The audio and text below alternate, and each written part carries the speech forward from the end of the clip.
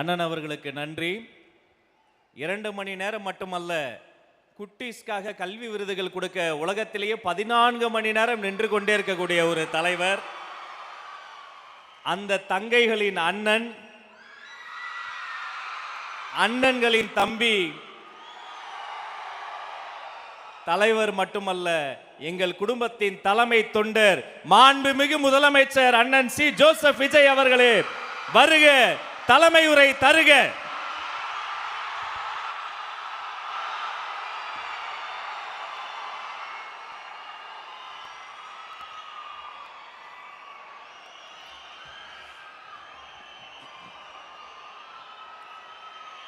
என் நெஞ்சில் குடியிருக்கும்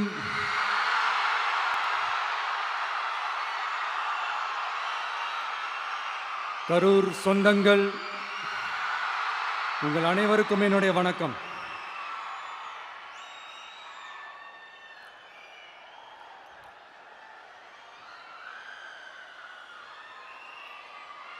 ஒரு மனுஷன் லைஃப்ல எவ்வளோ பெரிய ஒரு உயரத்துக்கு போனாலும் மனசளவில் சில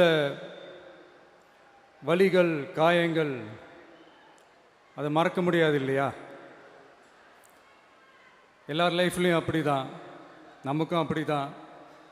நிறையா வலிகள், காயங்கள் எல்லாத்தையும் தாண்டி தான் வந்திருக்கிறோம். ஆனால் எல்லாத்தையும் விட ரொம்ப ஜாஸ்தியான அந்த வலியும் அந்த காயமும் எனக்கு அந்த கரூர் சம்பவம் தான்.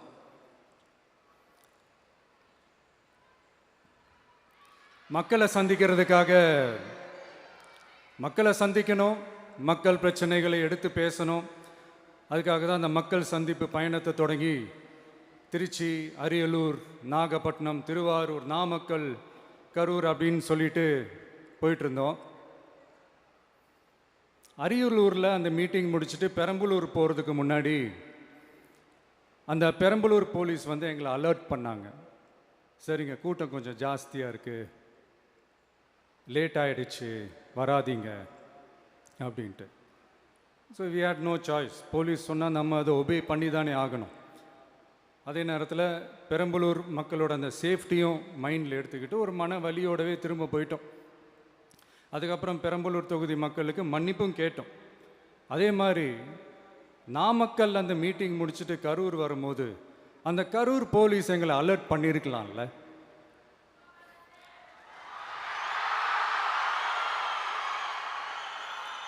இல்லை சார், இங்கே எதிர்பார்த்ததை விட கொஞ்சம் கூட்டம் அதிகமாக இருக்குது, கண்ட்ரோல் பண்ண முடியல, வராதிங்க.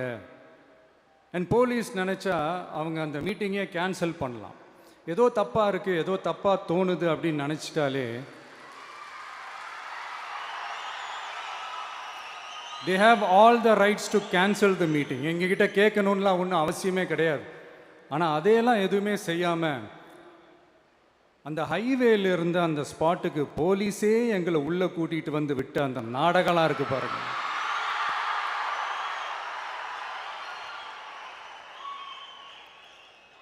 நம்பிட்டேங்க, முழுசாக நம்பிட்டேன். அன்னைக்கு இருந்த அந்த கரூர் போலீஸ் பேசும்போது தேங்க்ஸ்லாம் சொன்னேன் அவங்களுக்கு. எனக்கு தெரியாது இப்படி ஒரு நாடகம் நடக்கும். இதுக்கெல்லாம் யார் காரணம்? இதெல்லாம் யார் சொல்லி செஞ்சது? இப்படி பண்ணுங்க, அப்படி பண்ணுங்க, சப்போஸ் அப்படி நடந்தா இப்படி பண்ணுங்க, சப்போஸ் இப்படி நடந்தா இந்த மாதிரி இன்ஸ்ட்ரக்ஷன்ஸ்லாம் கொடுத்து அந்த ப்ரெஷர் போடுறது யாரு?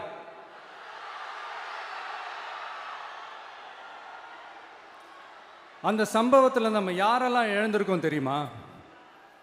ஒரு டிவியில் என் படமோ பாட்டோ வந்துச்சுன்னா, அம்மா விஜய் மாமா, அம்மா விஜய் மாமா அப்படின்னு சொல்லி அவங்க அம்மா கிட்ட சிரிச்சுக்கிட்டு அந்த டிவி ஸ்க்ரீனை போய் தொட்டு முத்தம் கொடுத்துக்கிட்டு என் அக்கா தங்கச்சிங்களோட தங்க பிள்ளைகளை இழந்திருக்கோம்யா.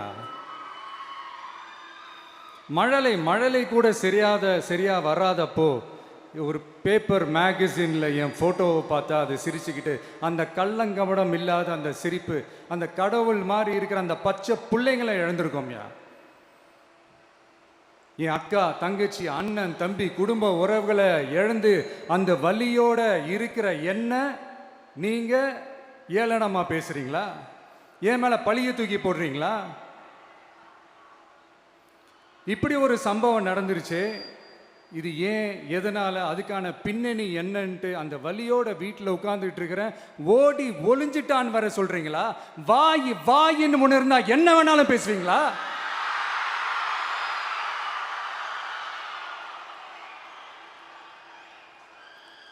மக்களே, நான் உங்களையே கேட்குறேன். அன்னைக்கு அத்தனை க்ரௌடு இருந்துச்சு.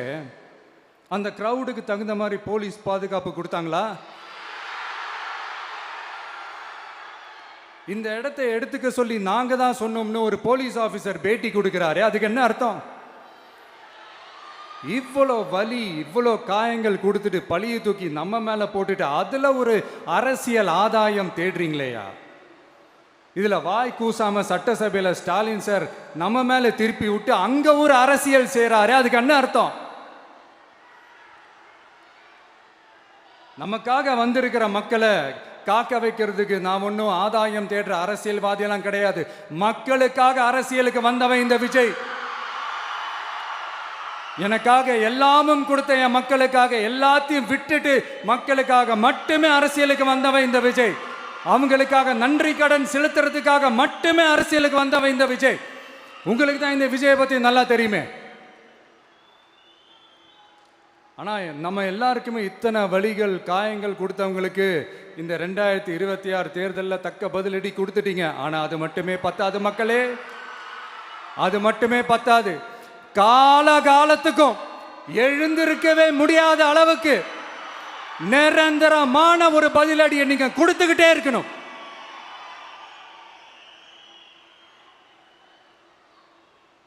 இப்படிலாம் பண்ணா நான் மக்களை விட்டு ஓடிடுவேன் நினைப்பா? யார் என்ன ஓடினாலும் நான் மக்களை விட்டுலாம் ஓட மாட்டேன். அன்னைக்கும் சொன்னேன், இன்னைக்கும் சொல்றேன், நாளைக்கும் சொல்றேன், தில்லா சொல்லுவேன், கெத்தா சொல்லுவேன். பணமா ஜனமா அப்படின்னு கேட்டா என் ஜனம் தான் எனக்கு முக்கியம்.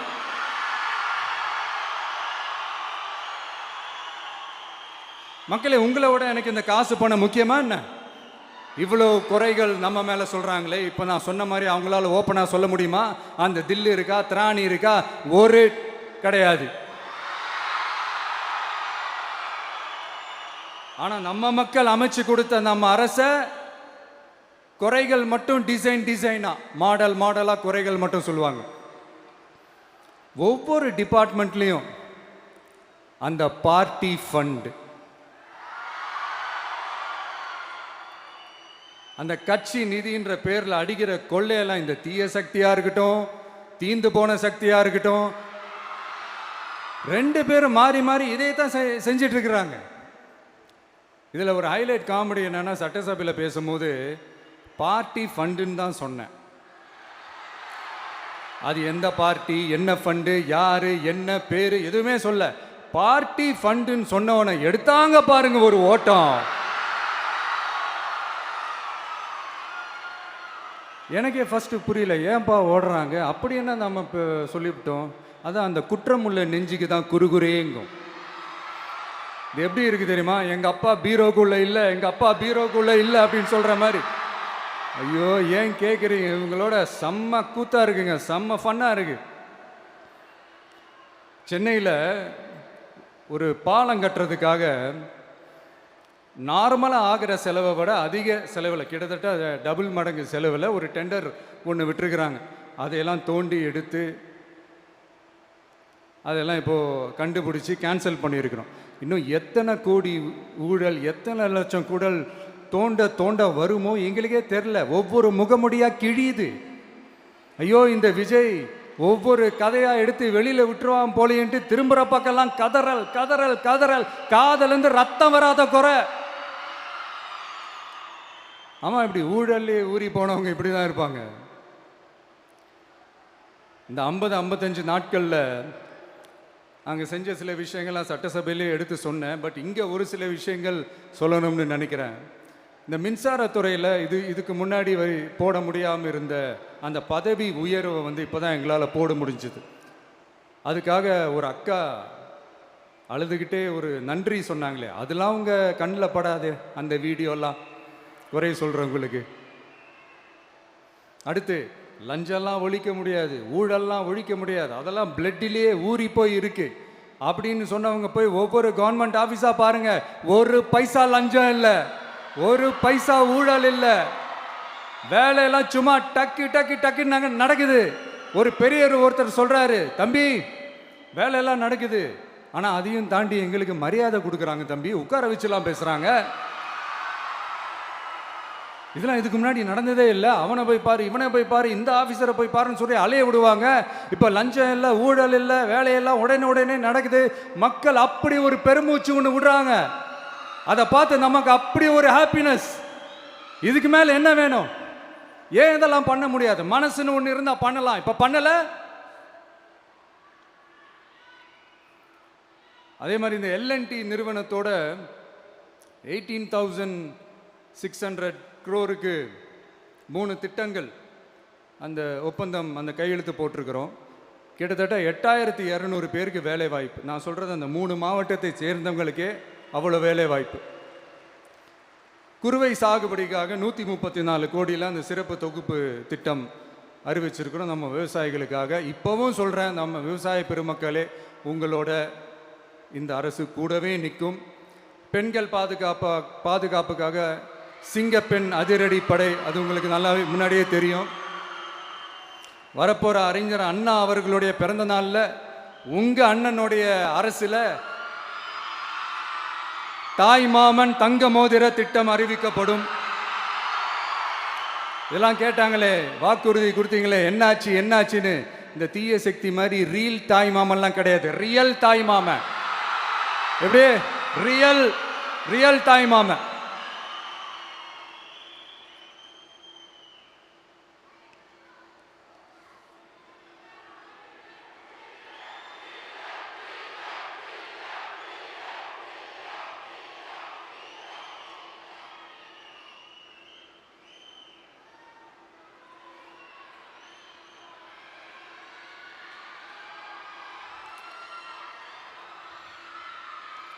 இந்த தீய சக்தியை பற்றி, அவங்க நிர்வாகத்தை பற்றி ஒரு வெள்ளை அறிக்கை ஒன்று வெளியிட்டோம்ல, அது ஷார்ட் அண்ட் ஸ்வீட்டாக சொல்லணுன்னா, ஒரு ஓட்ட பாத்திரத்துக்குள்ளே தண்ணி ஊற்றிக்கிட்டே இருந்திருக்கிறாங்க. பாத்திரம் எம்டியாகவே இருந்திருக்கு, ஆனால் ஊற்றின தண்ணி தான் எங்கே போச்சுன்னு தெரில. கடவுளுக்கு தான் வெளிச்சம். அது மாதிரி இப்போ நம்ம சொன்னதெல்லாம் சும்மா ஒரு சாம்பிள் தான். இன்னும் வரப்போகிற நாட்களில் உங்கள் அரசனுடைய அந்த விஸ்வரூபத்தை நீங்கள் பார்ப்பீங்க. அடுத்து வாயத்தொடங்க சிஎம். அடாடா, உங்கள் சிஎம் நெஞ்சிலேயே குத்திட்டு வந்தீங்க பாருங்க, அதெல்லாம் வேற லெவல். பேசுங்கன்றீங்க, பேசுனா எந்திரிச்சு ஓடிடுறீங்க. இனிமேல் பேச ஆரம்பிக்கிறதுக்கு முன்னாடி என்ன பண்ணணும் அப்படின்னா, ஒரு நண்பர் ஒருத்தர் சொன்னார், மாண்புமிகு பேரவைத் தலைவர் அவர்களே, எல்லா டோரையும் இழுத்து லாக் பண்ணுங்க அப்படின்னு சொல்லிட்டு தான் பேச்ச ஆரம்பிக்கணும் போல் இருக்கு. ஏன்னா பேசிட்டு இருக்கும் போது எந்திரிச்சு ஓடிடுறாங்க. 5 நிமிஷம் பேசினதுக்கே குளத்தூர்ல கொத்து பரோட்டா போட்டாங்க. இதுக்கு மேலே பேசினா மொத்தமாக முடிஞ்சிடும், பார்த்துக்கங்க. நாம் அரசியல் பேசினா விஜயெல்லாம் அரசியல் பேசலாமா அப்படிங்கிறது. சரிப்பா, நமக்கு எதுக்கு வம்பு, நம்ம பாட்டுக்கு நம்ம வேலையை பார்ப்போம், எதுக்கு அவங்கள பற்றி பேசிக்கிட்டு அப்படின்னு இருந்தால் விஜய்க்கு அரசியலே பேச தெரில அப்படிங்கிறது. இப்படியே மாறி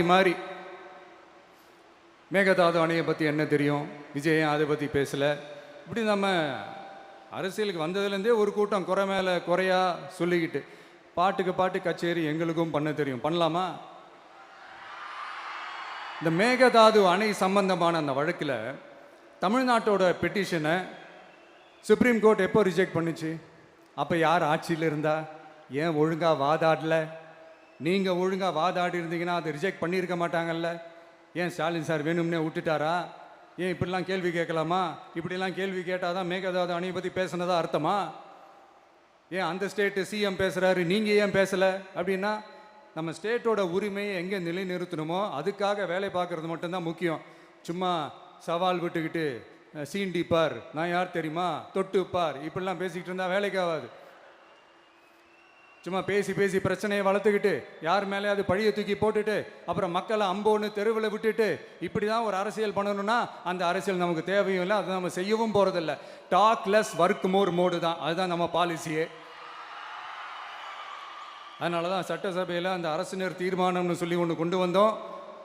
அது எப்படி டு டேக் இட் ஃபார்வர்ட் எப்படி கொண்டு போகணுமோ அதை சரியாக செய்வோம். சென்ட்ரல் கவர்மெண்ட்லேருந்து அந்த டீலிமிட்டேஷனை திரும்ப கொண்டு வர போகிறதா ஒரு பேச்சு ஒன்று அடிபடுது. யார் என்ன டீலிமிட்டேஷன் கொண்டு வந்தாலும் தமிழ்நாடு அது ஒத்துக்காது. நமக்கான இடத்த யாரும் பறிக்கவும் முடியாது, அது பறிக்கவும் விட மாட்டோம். இப்படி நாம் இருக்கும்போது இந்த தீய சக்தி திமுக எங்கே போய் நிற்குது, யார் கதவை தட்டிக்கிட்டு நிற்குது, அது உங்களுக்கே நல்லா தெரியும். மக்களே, இந்த தீய சக்தியும் தீந்து போன சக்தியும் வேறலாம் இல்லை, கூட்டு களவாணிங்க. சொல்ல முடியுமா அவங்களால? எங்களுக்குள்ள ஒட்டும் இல்லை, உறவும் இல்லை, அறிவிக்க முடியுமா, நிரூபிக்க முடியுமா? இந்த வரப்போகிற இடைத்தேர்தலில் அதை நிரூபித்து காட்டுங்க, அப்புறமா பேசுங்க. மக்களை, என் மனசை விட்டு கரூர் எப்பவும் நீங்காது. நமக்கு ஏற்பட்ட வேதனையான சம்பவத்தை, நமக்கு எதிராக நடந்த சதிய சூழ்ச்சியை இனி வர்ற ஜென்ரேஷனும் அவங்களுக்கு தெரியப்படுத்தணும்ல. அதுக்காகவே இனி ஒரு அரசியல் சதிய, அரசியல் சூழ்ச்சிய யாரும் யோசிக்கவே கூடாதுன்றதுக்காகவே கரூரில் ஒரு நினைவு சின்னத்தை நம்ம டிவிகே சார்பாக அமைக்கப்படும் அப்படின்றத அறிவிக்கிறோம். அப்புறம் கரூர்லேருந்து ஒட்டுமொத்த தமிழ்நாட்டு மக்களுக்கும் சொல்கிறேன், உங்கள் டிவிக்கு அரசு உங்களுக்காகத்தான் உழைக்கும். அடிப்படை வசதிகளை முதல்ல நிறைவேற்றணும். ஒரு பக்கம் நிதி நிலைமையை சரி செஞ்சுக்கிட்டே, இன்னொரு பக்கம் அப்படியே நாம் சொன்னதில் ப்ரையாரிட்டி பார்த்து ஒவ்வொன்றா படிப்படியாக நிறைவேற்ற ட்ரை பண்ணுவோம். இது எப்பவும் உங்களுக்கான அரசாக தான் இருக்கும். இந்த விஜய் உங்கள் விஜயாக தான் இருப்பான். நீங்கள் உரிமையோட உங்கள் கவர்மெண்ட்டை நீங்கள் அணுகலாம். இந்த தீயசக்தி ஆட்சி முடிஞ்சு பொட்டிக்குள்ளே போனதுலேருந்து என்னென்னமோ பண்ணுறாங்க, இது ஏதோ பேசுகிறாங்க, சோஃபாங்கிறாங்க, வாஷிங் மிஷினுங்கிறாங்க. இந்த அரசியல் வியாபாரம் பண்ணுறதுக்கான அந்த வெண்டிங் மெஷினே அவங்க தான். யார்? இந்த திமுக. இதில் நம்மளை பார்த்து வாஷிங் மிஷினுங்கிறாங்க. எலெக்ஷனில் ஓட்டுக்கு காசு கொடுக்குற அந்த கலாச்சாரத்தையே, அந்த கல்ச்சரை அடித்து நொறுக்கி இருக்கிறோம். எலெக்ஷன்லேயே அப்படி வேலை பார்த்தோம் நமக்கு எதுக்கு இந்த குதிரை, கழுதை, ஒட்டக பேரெல்லாம்? மக்களின் பக்கம் அப்படி இருக்கும்போது நமக்கு எதுக்கு இந்த பேரெல்லாம்? இந்த திருட்டு திமுக ஆட்சியை வச்சுக்கிட்டு ஊரடிச்சு ஒலையில போட்டு இந்த கொள்ளையை அடிச்சதுனால தான் உங்க கரூர் கம்பெனி ஓனர் ஒருத்தர் எங்க எங்க இருக்காருன்னே தெரியாம ஓடு ஓடு ஓடு ஓடு ஓடு ஓடு ஓடு ஓடு வராம் பாரு வேட்டக்காரன் ஓடினே இருக்கிறாரு. இன்னொருத்தர் ஃபாரின்ல போய் ஒளிஞ்சுக்கிட்டார். ஃபாரின் ஸ்டாலின் சார்ன்னு நினச்சிட போறீங்க, அவர் இல்லை. எனக்கு எப்பவுமே ஸ்டாலின் சார் மேல ஒரு தனி பாசம் ஒன்று உண்டு. அவர் கிடையாது, இவர் வேற. சிங்கப்பூருக்கு செக்கப்புக்கு போனார்ல அவரு. இன்னும் தோண்ட எத்தனை பேர் மாட்ட போறாங்களோ தெரியல. உங்ககிட்ட யாராவது லஞ்சம் ஏதாவது கேட்டாங்கன்னா கொடுக்க முடியாது சொல்லுங்க, நான் இருக்கேன் உங்களோட. அப்படியே யாராவது ஃபோர்ஸ் பண்ணாங்கன்னா, இது எங்க மகன், எங்க புள்ள, எங்க அண்ணன், எங்க தம்பி, எங்க விஜய், எங்க விஜயோட ஆட்சின்னு ஸ்ட்ராங்கா சொல்லுங்க. மக்களை, நீங்க கூட இருக்கும் போது லஞ்ச ஊழல் மட்டும் இல்லை, அதிகாரத்தை வச்சு ஆட்டம் போடுற யாரா இருந்தாலும் அடங்கிடுவாங்க. இந்த கடமை, கண்ணியம், கட்டுப்பாடுன்ட்டு ஒரு காலத்தில் கொள்கையோடு இருந்த கட்சியெல்லாம் இன்னைக்கு எப்படி இருக்கான்னு உங்களுக்கே தெரியும். அதாவது இந்த டிவிகே கட்சியோட தலைவரை எதிர்க்கிறதுல ஒரு நியாயம் இருக்கு. ஏன்னா உங்க பொழப்புல மண்ணள்ளி போட்டான். என்ன, இந்த ஊழல் லஞ்சம்லாம் பண்ண மாட்டேன்னு சொல்லி உங்க அரசியலையே ஒரு தெருமுனைக்கு கொண்டாந்து விட்டான். மக்கள் வேற அவனை தான் நம்புறாங்க. ஸோ இந்த விஜயை எதிர்க்கிறதுல ஒரு அரசியல் நியாயம் இருக்குது, அது புரிஞ்சுக்கலாம். ஆனால் இன்னைக்கு இந்த விஜயை மக்கள் ஓட்டு போட்டு ஜெயிக்க வச்சு ஒரு தீர்ப்பை கொடுத்து மக்களுக்காக வேலை செய்யறதுக்காக முதலமைச்சராக உட்கார வச்சிருக்கிறாங்க. என்னமோ இன்னமும் நீங்கள் தான் ஆட்சியில் இருக்கிற மாதிரி விஜய் கரூருக்கெல்லாம் போகக்கூடாது, விஜய் இங்கே போகக்கூடாது, அது செய்யக்கூடாது, இது செய்யக்கூடாதுன்னு எனக்கு புரியலையே. ஆட்சியில் இருக்கும் போது தான் இவ்வளோ கட்டுப்பாடெல்லாம் போட்டிங்க, எஸ்ஓபிஸ்லாம் போட்டிங்க, ஸ்டாலின் சார் ஆப்ரேட்டிங் ப்ரொசீஜர்லாம் போட்டிங்க. இப்போவும் அதே பண்ணிட்டு இருந்தீங்கன்னா என்ன சார் நியாயம்? இல்லை நான் தெரியாமல் தான் கேட்குறேன், இன்னும் கனவுலையே இருக்கிறீங்களா? முதல்ல முழிச்சு வாங்க, ரியாலிட்டிக்கு வாங்க. உங்கள் ஆட்சியெல்லாம் வீட்டுக்கு போய் டிவிக்கேன்னு ஒரு ஆட்சி வந்து ரொம்ப நாள் ஆச்சு. ஒழுங்கா படி என்று சுப்ரீம் கோர்ட் ஓங்கி மண்டேலியே நறுக்கு நறுக்கு நறுக்கு என்று செம்மட்டியாலே அடிச்சும் இந்த திமுக முழிச்சிக்கல அப்படின்னா அப்போ கொஞ்சம் கஷ்டம்தான். வெற்றி தோல்வியெல்லாம் அரசியலில் சகஜம் சார், அதுக்காகலாம் வெறி பிடிச்சி இந்த பதவி வெறி பிடிச்செல்லாம் அலைய தேவையில்லை. நல்ல விதமாகவே சொல்கிறேன், நியாயமான அரசியல் பண்ணுங்க. ஓ அதுதான் உங்களுக்கு தெரியாதுல்ல? இந்த தீய சக்தி திருத்தவும் முடியாது, அவங்களா திருந்துவாங்கன்னு பார்த்தா அதுவும் நடக்க போகிறதில்ல. அதனால் வரப்போகிற இடைத்தேர்தலில் மக்களே இந்த தீய சக்தி திமுகவை நல்லா வெச்சு வெளுத்து விடுங்க. கான்ஃபிடண்டா இருங்க மக்களே, நல்லதே நடக்கும், வெற்றி நிச்சயம். மீண்டும் சந்திக்கும் வரை நன்றி, வணக்கம்.